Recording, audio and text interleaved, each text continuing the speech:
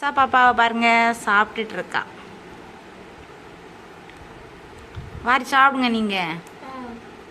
வருஷா பாப்பா தண்ணி குடிங்க, தண்ணி குடிங்க, தண்ணி குடிங்க. குடிச்ச மாட்டியா? தண்ணி குடி. குடிக்க மாட்டீங்களா?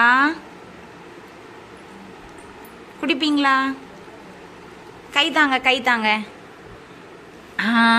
எனக்கு தாரா பாருங்க, வருஷா பாப்பா தாரா பாருங்க, எனக்கு தண்ணி பாட்டில் எனக்கு தந்துட்டாங்க.